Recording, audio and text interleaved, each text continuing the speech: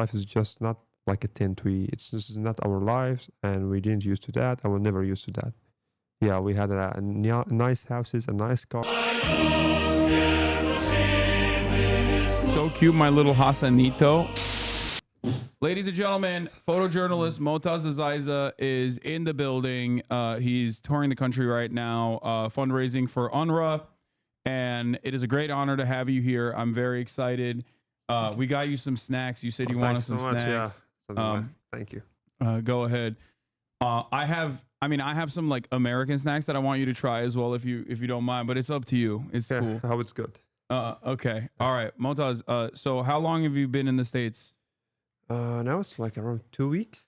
I came before for like also another 2 weeks. Okay. Cool. So for those of you who don't know, Motaz is a genocide survivor. He is a photojournalist. He is one of the most important voices across the board in humanizing the plight of the Palestinians throughout this entire process. And you're a hero. I have tremendous respect for you. I think what you've done is incredible. Thanks I'm gonna hype you up a little bit. I know that probably makes you feel a little uncomfortable, but Motaz was also one of the 100 most influential people of 2024, according to Time magazine. For 108 days, Motaz acted as the world's eyes and ears in his native Gaza. Armed with a camera and a flak jacket marked press, the 25-year-old Palestinian photographer spent nearly 4 months documenting life under Israeli bombardment.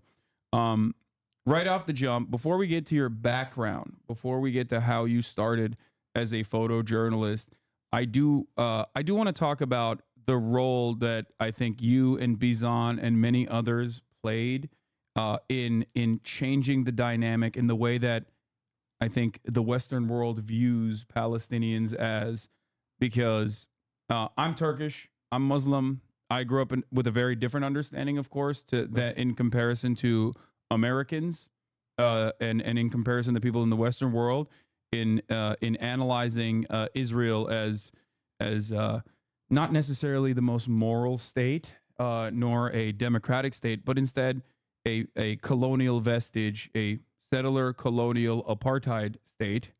And a lot of people, I think, in the aftermath of Israel's incredibly violent Gaza incursion, which is a genocide, started recognizing that reality. But how do they recognize that reality? I think you guys played a big role in making people understand the reality by putting on, by showcasing all of the things that were going on, and by communicating that you were human. And I think that was very effectively, Israel had done a very good job of refusing to showcase that side. So thank you. Thank you so much for having me. Unfortunately, the world had to understand what is happening in our suffer on our plot when we lost like more than 50,000 people, and hundreds of thousands left Gaza. 100,000 are injured, and thousands also missed. So unfortunately, sacrifice, it discovered to the world the proto-occupation and what they are doing, but there are also like souls and people who passed. Maybe doesn't worth it to lose all these people, all these souls, just to make a point for the world that we are humans. Because even me, like coming to the country, going around, just to tell the world that we are humans, this is really desperate thing to do. But yeah, I had to do it. Yeah, no, I totally understand where you're coming from. Sorry, I'm trying to also adjust your sound levels real quick and increase your microphone volume. So, how do you? Let's start off with your beginnings. You're very young. You're 25 years old. Yeah, I'm 33. So old. Yeah, I'm an old man. Damn it. Okay, you're tall as hell. Do you bald? No. You no. don't play basketball? I used to play, but I'm like so huge, so I didn't find my shoe size in Gaza. Oh, really? Yeah, I'm How wearing big are your shoes? 15. You're a size 15? Yeah, so I guess Damn, I'm 13. I was gonna give you my shoes if you wanted, no, but you're paying for me, man. Like on the yeah, side, yeah. shit, that's crazy. Okay, no, I know a bunch of ballers. I talked to Omar Hertz show, Yeah. those guys a lot, and Omar balls, and I mean they're still in Gaza. So anyway, what I was gonna say is, how did you start? How did you choose to become a member of the press? Like what? How did your like what about your background says like you were like I wanna become a photojournalist? Yeah, it's not my first time, to do this. And I used to cover wars and aggressions in Gaza years before. I used to be like a photographer who wanted to make beautiful pictures, capture the sense of the people, the daily life, because there was a lot of destruction in Gaza, but I wanted to be different. And it was hard, really hard to be different, and especially in an environment like Gaza, where you can't even make a plan for 2 days because something will happen, something will ruin all your plans. And like I tried my best to show the nice image from Gaza that the world doesn't know.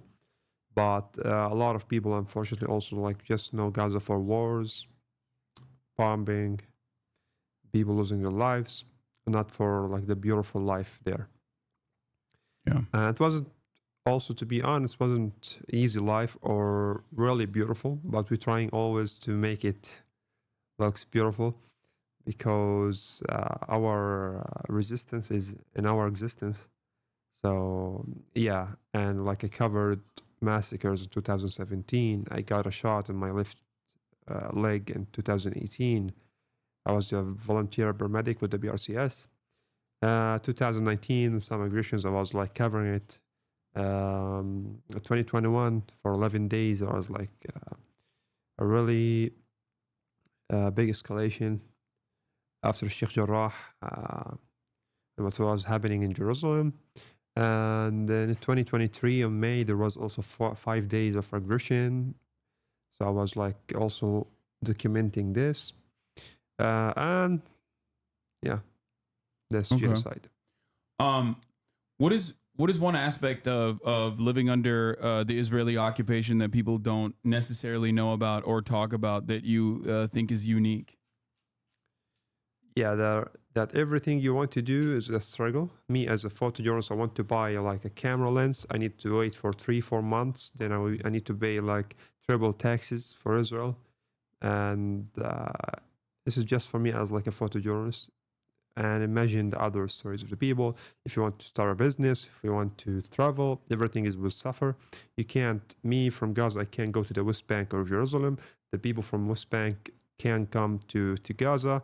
Also, they can't go to Jerusalem. So we don't have the freedom of movement in our land.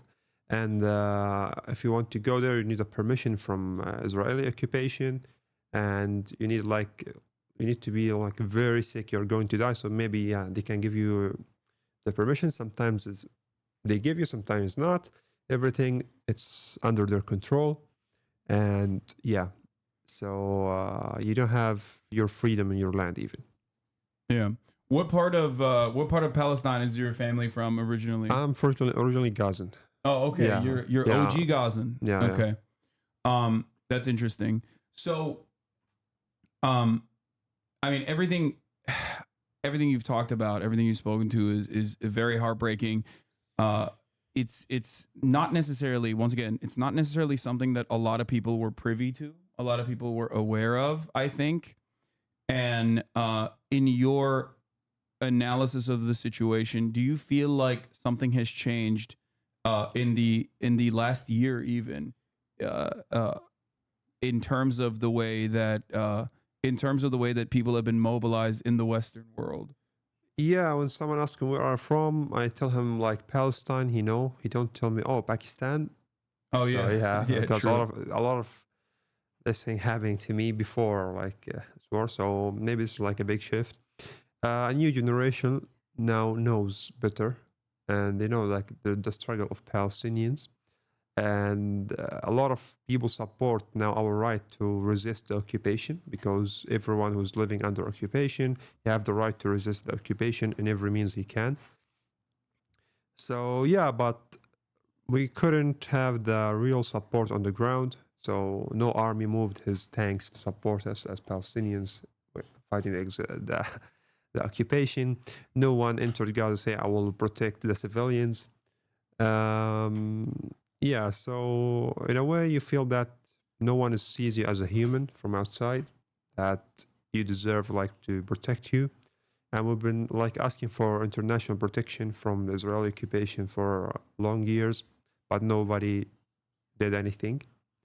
So yeah, okay, we're doing our best just to maybe to survive, to prove to the world that we need your support to resist this occupation and to have our rights in our land. Yeah.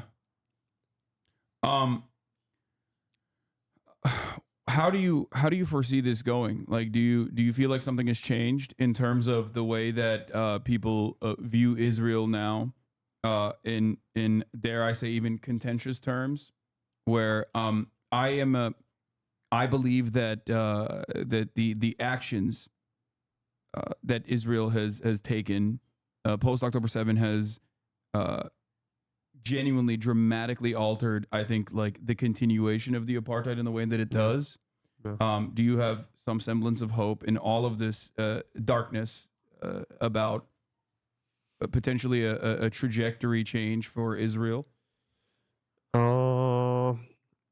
Yeah, maybe a lot of countries recognize Palestine as a country now, as a state, because there was a lot of countries didn't recognize Palestine as a state, and a lot of countries going to recognize Palestine as a state.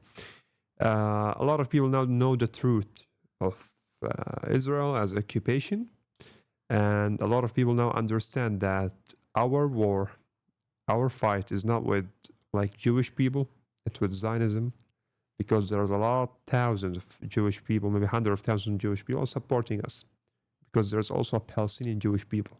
So because there was like a really big misunderstand before this, because yeah, they're using the words like anti-Semitism to, you know, to block you from doing what you're doing in your country. So yeah, we're raising awareness. I hope maybe there's a weak hope, because it's been like almost a year now, and nobody did anything. Watching people being massacred and like by live shows, 4K footage, and in every minute you see like people being killed, and people, okay, yeah, let's shout free Palestine. Thank you so much. We appreciate this, but we need actions. We don't need words. Yeah, because Israel doesn't get words. Israel get actions. They get funded by billions of dollars from the US, from the West, from weapons factory in the UK and everywhere, in Italy. So they get action. This is why they are like winning. This is why they are like killing people and nobody stopped them. But we need more actions. We don't want words. We don't want comments. We don't want likes. We don't want share. We need actions in the streets and everywhere you could. What can people do to support Palestine right now in America, in the Western world in general? And the reason why I specifically talk about that, for those of you in the chat that don't understand, is because if you are not inside of the heart of empire, if you are not an American citizen, if you're not like a Western European, your assessment of the situation has always been, especially if you're Muslim, especially if you're from the global South, your assessment of the situation is that, oh, this is just more settler colonialism in the exact same ways that you might have even experienced. But obviously, the Western Hemisphere, specifically Western Europe and America, hold most of the cards in this equation and have been able to keep a lot of people oblivious to the reality of Israel and what Israel's actions are. This is why I specifically talk about that aspect of the equation. So what can people do to support Palestine more effectively? Everyone could do a thing from his place. I'm not here asking people to sacrifice their lives, but people in Gaza losing their lives for their home. So I saw before maybe 6-7 months there was American soldier who burned himself. Aaron Bushnell. Yeah, because what's happening. I'm not here asking people to kill themselves for us. No, we want you alive to support us. But he were a really human. He couldn't see what is happening and just keep watching. Yeah. And I'm sorry for him, for what happened to him. We respect him. We love him. I hope his soul may rest in peace. But there was also like a Canadian who traveled all the way to occupied lands, and he just shouted in front of Israeli soldiers that a free Palestine. They killed him. Yeah. The War Center Kitchen who were workers who were working in Gaza, a Polish, someone from the UK, Australian, yeah, so British people. Yeah, they are also got strike and killed in Gaza, and they know because they control the sky. They know what they are doing when Israel killed them.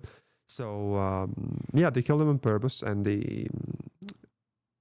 nothing changed. Even if they will kill people, the white people, even if Israel will kill the white people in Gaza, want just to support the humans of Gaza. Yeah.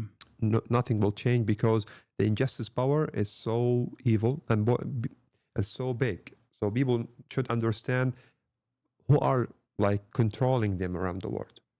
Also about the boycott, it's not about like the drinks or the food. It's about the money you are like, you don't know. I don't like get mad from the people who, because sometimes you don't know when like they buy something. We are not like boycotting the brand, no, but it's about the brand, how the money, where it's gonna end. So people should now understand. Look, just like Google it. BDS. Yeah, just look what's happening around you. If you will not act for Palestine, just act for yourself. Know what you're doing. Know what's happening behind the scenes by your money. And how what your kids are watching, what they are knowing from the world. So because what's happening in Gaza now? I hear this from you. Yeah, you raise our awareness. We know we didn't know before, but even the reason that raised your awareness, just he needs you. Need your support. I'm not really sure what to advise people to do because I don't know. I've been like locked under like a heavy besiege for like 18 years in Gaza. I didn't know how the world works. I'm now like out here just trying to raise awareness and to grab all the attention of the world with us because Gaza is now alone. And now is what's happening in Lebanon. They invaded Lebanon. And Israel is continuing what they are doing. Like nobody can stop them. Yeah. So yeah. We need your support in every mean you can. Okay. Is there anything you want to specifically like? Is there anything that you feel hopeful about in all of this, or does it? I mean, I know it's a hard thing to ask, especially considering do you still have family members in Gaza? Yeah, all my family there. Yeah. Yeah. Okay. Yeah. Yeah, I lost around like 26 of my family. Like 18 friends, but yeah, I still have more. I hope they survive this. Yeah. Yeah, in all of this, I feel like Palestinians, like you said, your existence is resistance. Yeah. And Palestinian resilience has been something that is like truly eye-opening for a lot of people around the world. Especially being able to exist under such brutal occupation.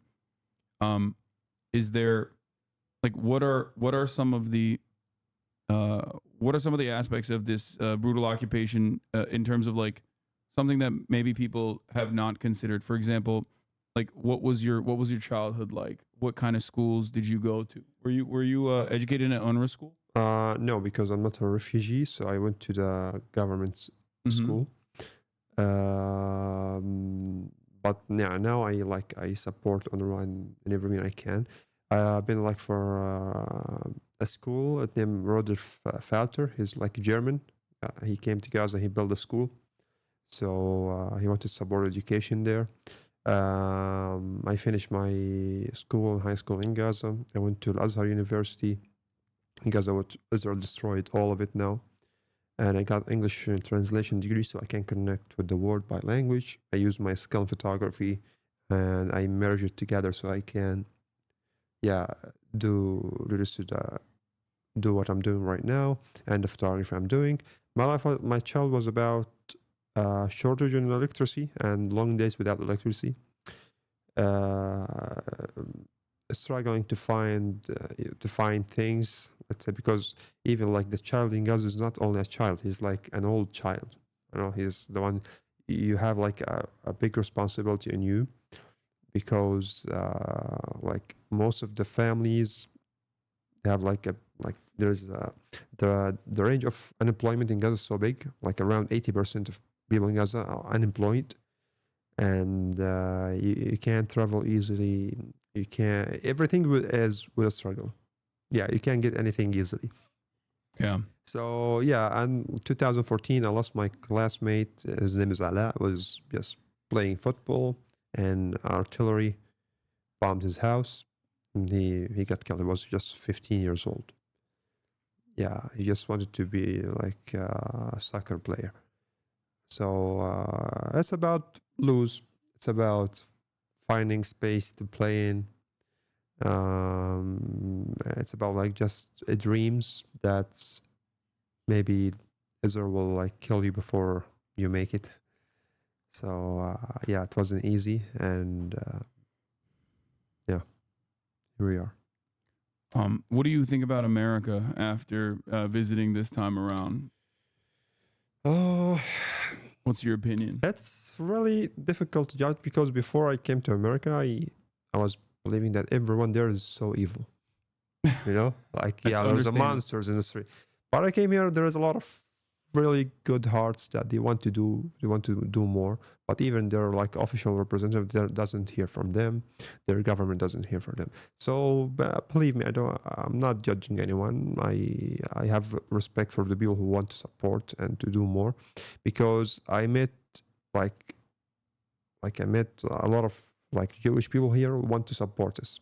Like a lot of the white people who want to do more. They want to understand.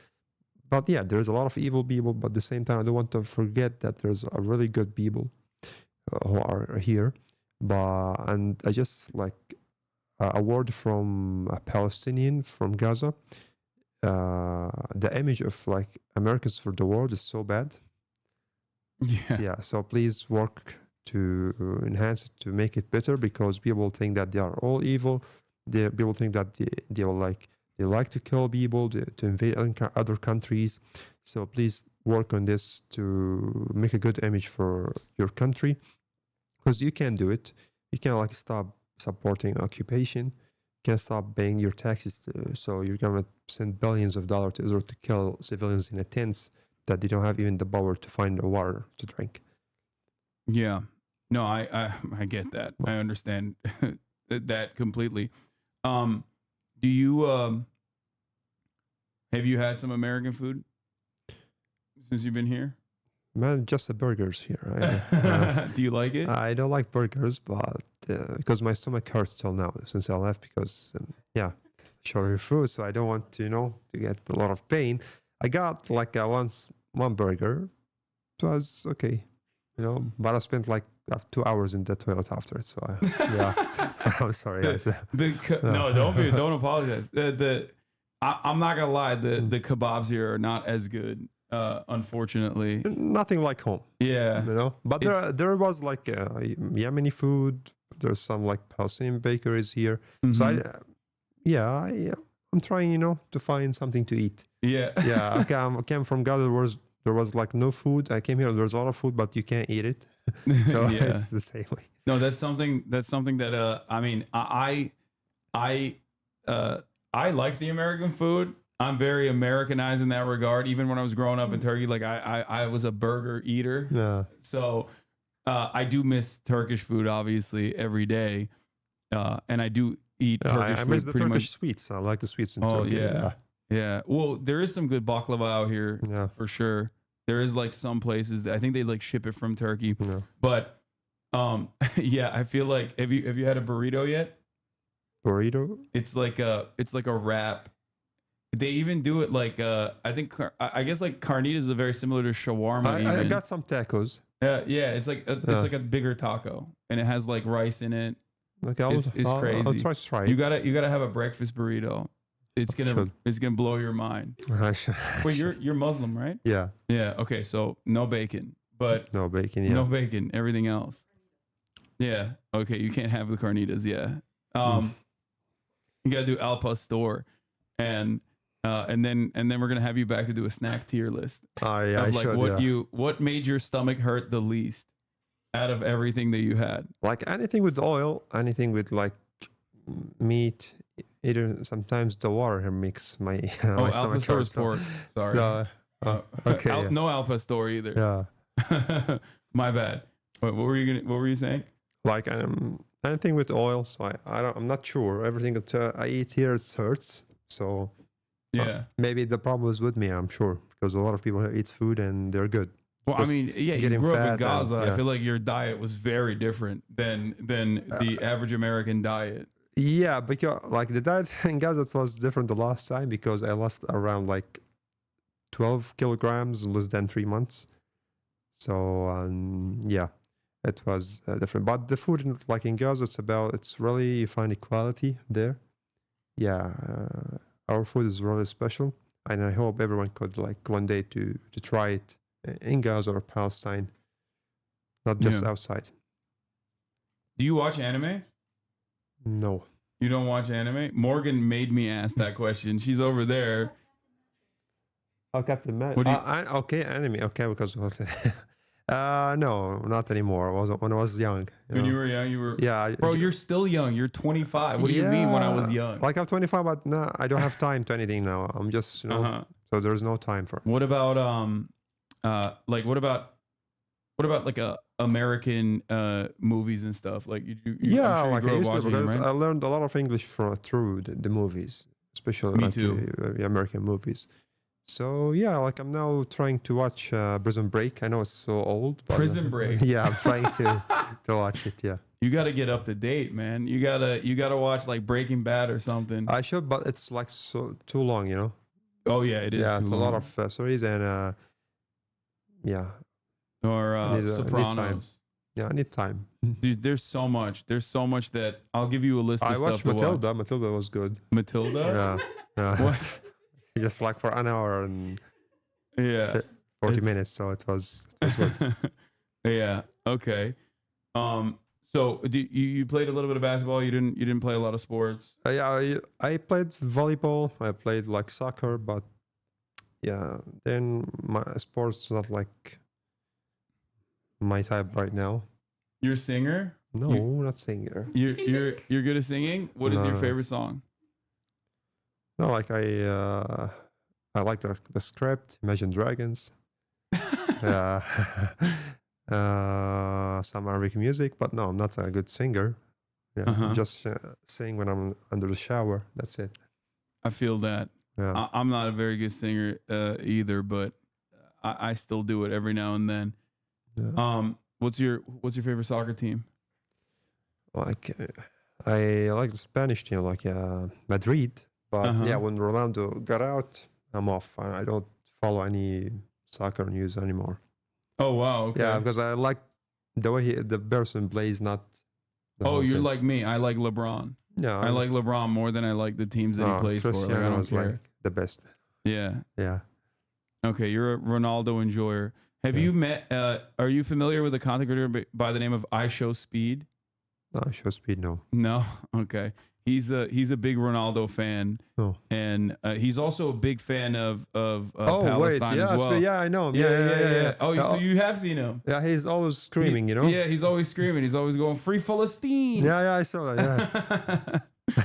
That's cool. It's cool that you know Speed. That's crazy. Yeah, I know. He's also a streamer like myself. But I mean, he's a little bit crazier than me. He's a lot younger, so that's cool that you know that. So you're also, by the way, chat, if you want to donate to UNRWA, there's a link that you can donate to as well. Let's talk about UNRWA for a second, because a lot of people don't know. Like, a lot of people are just fed whatever the media is telling them. Yeah. Okay. Oh no, my dog is my groomer just brought my dog in right at this very moment. No, don't worry about it. Do you like dogs? Not very much. Not very much. Okay, we won't bring the dog in. No, this is a big old dog. Yeah, Hold on. I wish he don't want me to play with his belly. So yeah, he'll stay around. That's fine. Oh no, she's very friendly. That's not a problem. But hold on, Morgan. You want to take over here for a second while I handle this? Yeah. Yeah, come in. The problem is there's only one mic. So Yeah, you can sit in this chair. All right, and then I'm taking What's up, Layla? You have to talk very close to the mic so it can pick up. Hey, everyone, you hear me? Yeah, it's perfect. All right, cool. Well, I'm Layla. I work with UNRWA. I'm the Senior Director of Communications, and I work with this guy, Motaz. Hello. Hey, I guess I'm going to be a sub-in for Hassan while he takes care of his dog. So I want to tell you about our work. UNRWA is the UN Agency for Palestine Refugees. UNRWA USA is the nonprofit that supports our work here in the U.S. through fundraising and advocacy activities. So we're here in California. Oh, you can't hear me? We're here in California. Can you hear me better now?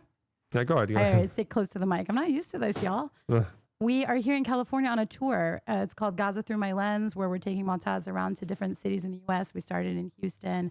Before that, we did our major Gaza 5K. It's a walk run for mental health in Dallas. We raised $500,000 for mental health.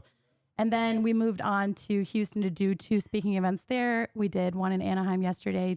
2,000 of you showed up, so thank you. We have another event tonight. Then we're headed to New York City for a couple events, and we'll close out in D.C., where Motaz has the opportunity to really share his story in Gaza through his lens and help people understand, you know, what it's like through the lens of one person, although he represents millions. So, Motaz, how has the tour been for you so far? And do you want to say anything about our fundraising efforts? Yeah, like flying is really bad. Yeah, but it was meeting a lot of people who want to do more and support. And I'm happy that I'm raising awareness also about the role of UNRWA, because it's like a government on the ground, but not government. It's an NGO that provide people food aid, medical support, educational support. So yeah, they are really doing a big work on the ground. Thank you so much. Yeah. So this is why I choose to continue and support them, because even me, like in December, I got some food aid from them for myself, for my family. So and Israel trying to shut it down because it's the only organization that recognizes the right of return for Palestinian refugees. So yeah, this is why I'm supporting them very well. Yeah. Hello. Hassan, you want to get back on in here? Sure.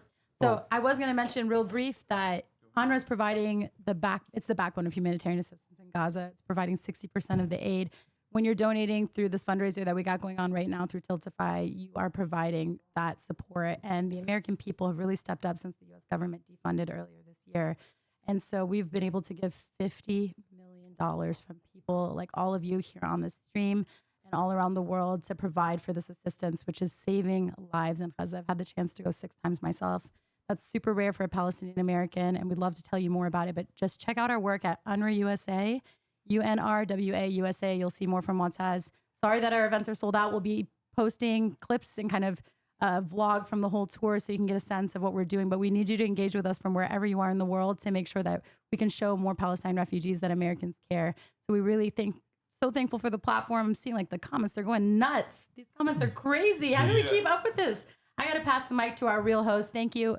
Shout out to Shash. Sharia, I know you're a big Hasanabi fan, so thank you for being here, y'all. Thank you, Layla. I have a bunch of diet sodas and stuff if you want to try it. Yeah, but like when I'm traveling, my stomach keep hurts. So whenever, let's throw that. I feel like this would take you out. Dr. Pepper cream soda, 0 sugar. It's like a diet. Oh, by the way, that's my dog. That's Kaya right there. Hi. She's very friendly. She's a puppy, but she's pretty big. So This is a puppy. Yeah, she's a puppy. Yeah. Like she's taller than me, man. She's a big girl. She's like 40 kilos, I think, or maybe a little bit over that. But anyway, yeah. The reason why I brought up UNRWA, aside from the fact that there are people here from UNRWA, is that it is the backbone of Palestinian society. It operates in a similar way to how World Central Kitchen operates, in the way that like when World Central Kitchen goes to different places, they will hire people. They will hire like the local population and go to local kitchens and source the food products from local kitchens. And UNRWA operates in a similar capacity and has been operating in a similar capacity for a very long time in terms of like the 13,000 people, right? I believe. 13,000 people just in Gaza. Yeah, just in across all of the fields. How many people across all the fields? 30,000 Palestinians, mostly working in Lebanon, Jordan, Syria, West Bank. Yeah, 30,000 Palestinians working across the entire region. 13,000 people just in Gaza alone. Yeah. From schools to every aspect of like Palestinian life. So when Israel, which has been very invested in like trying to shut down the funding of UNRWA and remove UNRWA's legitimacy for a multitude of different reasons. Like when they were able to successfully do that by just straight up lying, and the American government, following through on that, it was yet another, in my opinion, yet another blow, and yet another way to increase the hurt that it was causing to the Palestinian population. But yeah, we have a direct donation, not even the Tiltify link. They put the UNRWAUSA.org/donate link on there. Is that okay? Yep. Okay. All right. Can you plug UNRWA USA, the tax deductible entity USA at the end of it? Yeah, that's the one. UNRWAUSA.org/donate. That's right. Yeah. Okay. Do you guys have any other? Yeah, I just swapped the Tiltify now. Okay. Does he have a photograph he would most like to share with us? Do you have a photo that you want to show everybody? Like, what's your? And there's a lot of photos and a lot of stories, but yeah, if you can, I can pull it over here as well. Go like to my Instagram maybe. All right, let's do it. Let's talk about some stories of the people. Do you smoke? No. No? Yeah. You drink? Oh, you don't drink. I don't drink. You're a good Muslim. Smoke. Unlike me. I'm trying to be a good Muslim. So I'm a bad Muslim. Yeah. Is there anyone that you want to talk about here? Oh yeah, go down. Because yeah, here it is. This one. This one? No. Yeah, this one maybe. Wait, I don't. That's a graphic, yeah. The problem is like on Twitch, you'll be banned or what? Yeah, I can't show a lot of the photos. Oh, okay. Unfortunately, that are graphic. Okay, go down and find something else maybe, but most of it is graphic. Yeah, I know. But yeah. You met Rashida Tlaib? Yeah. She's wonderful. I love her. She's really great. Yeah. Yeah. What's up? Oh, okay. Yeah, so yeah, go down. You'll find more. Maybe we can talk about it.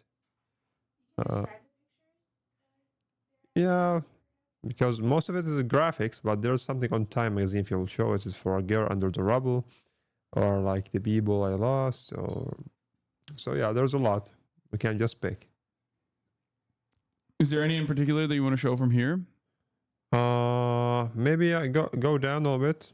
Here. Just like this, maybe video, or should be this video right here. Yeah. Okay. Yeah. So like this video, like for a mother, she's like grabbing her two children, like the baby's thing, and for more than 18 kilometers she was walking and she passed from like an Israeli checkpoint, and yeah, she just kept grabbing them and bowling them till like more than 18 kilometers. Wow. Yeah. So she had like all her home in her bags because she left her home. And yeah, as you can see, the video like explains itself. It's crazy. It's 11 miles for Americans. There's a photojournalist in the chat says, I'm a photojournalist covering protests in Michigan. What advice does Motaz have for other ways journalists can cover the genocide's effects in the U.S. Yeah, you can push in your government to send you to Gaza so you can work there on the ground, show the truth. Because yeah, if the government give Israel billions of dollars, at least let Israel allow the U.S. journalists to go to Gaza to cover. And they should not kill you there. So that's what I believe, man. But thank for everything you do. Yeah. Is one of your photos was the Times top 10 photos of 2023? Yeah. Here we'll show that one. This is a young girl stuck under her house in the rubble. This is your photo. Yeah, this is my photo. I used my camera to find her. I used like the slow shutter speed, the camera, so I can have more light and find her because they couldn't find her. She was screaming, but no one knows where is she. So yeah, thanks for the technology. Yeah. The link is broken to donate. Why? What's going on? What's wrong with the link, chat? Hold on, let me see. Is it not working? Is the Tiltify link not working? It's the direct link. Can you open the door? Another person from UNRWA. Oh, okay. Yeah, unlocked it. Door's open. Okay. People are saying it works fine. Disconnect account, connect correctly, and make live changes. What? Okay. I'm a photo editor at the New York Times. I'm wondering if Motaz could share with us the damage the media narrative around Gaza has caused and how us as photographers and reporters can do better to cover the story.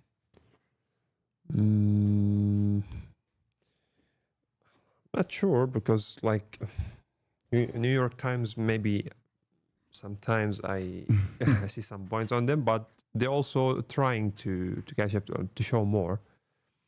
Yeah, like even like once of time CNN showed like videos of young children were just playing and Israeli drone killed them, and they showed it for even it was graphics, but they sometimes you just like show it to get more views and to make people satisfied about them, to not keep attacking them. Then they don't post anything, they go back to be on the Israeli side. So I hope they're just not manipulating with this, because this is our people's life. And if anyone think he's a human, I don't think he should like do this to other people, to use their suffer, enough just to get more views or likes or shares. Yeah. Yeah. Do you feel like you actually brought up something that I talk about quite frequently, which is that the media, not like the theory, it has the theoretical responsibility of like showing the truth, right? Yeah. Obviously. But the real responsibility, the real goal of the media overall, in my opinion, in America especially, is to create an air of objectivity. Yeah. So they can come across as legitimate, so they can, in more nefarious ways, lie when they need to. Yeah.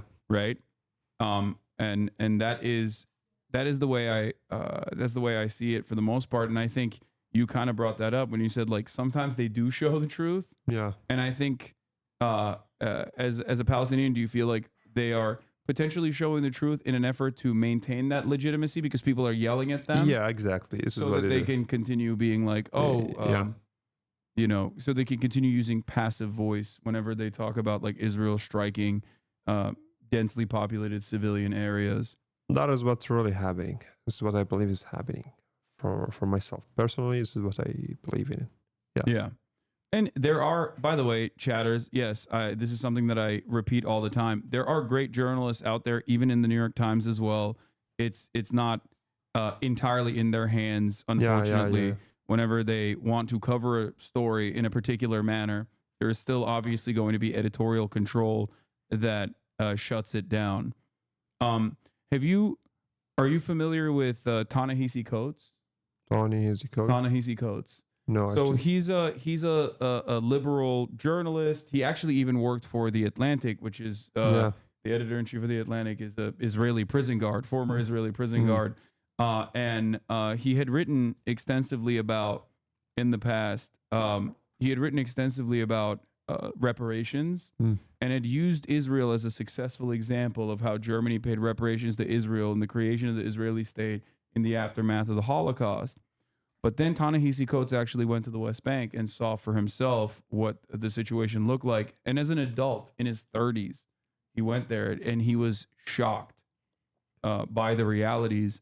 And now, as a very famous journalist and a writer, he has now basically made it his life's mission to correct the record on that and has apologized profusely time and time again for the role that he found himself playing about legitimizing this apartheid state.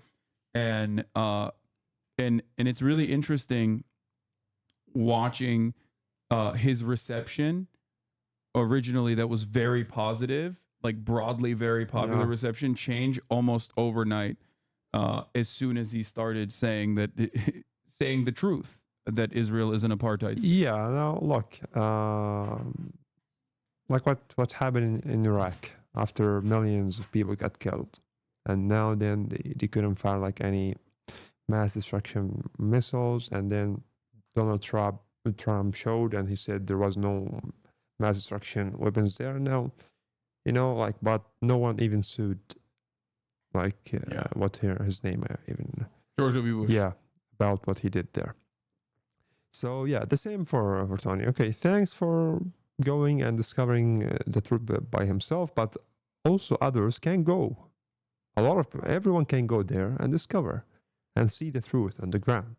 But they just don't want to sacrifice some time in airplane to go and see the truth. If you just don't believe media, go by yourself there and see. Like others, there are a lot of people went there and saw the truth. But the problem is with the one even who goes there and stays on his right, who's what he believes in, and he continues to support Israel and occupying every land in Palestine, stealing more lands, making new settlements, and not allowing us to move even in our lands. So me as a Palestinian, I need a permission to move in my country, and I can't get. Yeah. So it's a lot. People can understand, people can see, people can know. So if they want, they can find out. Yeah, it's come from themselves, not me who just going around running towards the people. Yeah, please come and see and understand. No. Yeah. Is there anything that we missed that you want to talk about? Because I know you got a busy day today ahead of you. You're gonna be doing a little bit of traveling. I want people to know that there's a really amazing people in Gaza and in Palestine. They deserve a better life, and hopefully you can help us as a youth. I'm not gonna say just like Israel killing women, children, elders. No. Also, I want to say that Israel killing youth, the Palestinian youth. So, I want your support for Palestinian youth, and our life is just not like a tent. This is not our lives, and we didn't used to that. I will never used to that. Yeah, we had nice houses and nice cars, and we eat the best food, have the nicest coast ever, have the nice sea, but Israel is not allowing us to find our way to live just a normal life like anyone else. And whenever we don't have peace, no one will have peace. Believe me, we'll keep pissing you off till you support us to have peace and to get our rights in our land. Yeah, that's it. We're not terrorists. We just want peace, and Palestinians doesn't have peace. No one should have peace. Yeah. Okay. That's it. Thank you so much, Motaz, for so much, coming on. This was wonderful. Let's take a photo side by side so people can know how tall you are. Okay. It's crazy, but we'll do it over there. All right, everybody. I'll be back in 1 second. Someone said, thank you, Motaz, for visiting Belfast and Derry. Oh, yeah. You went to Ireland. Yeah, they're so amazing. And you're like Ireland more than America, I suspect. Yeah, so people nice. But in these circumstances, I can't find any way that suits to me. I just want to go back to Gaza. Yeah, just want to go back. Yeah.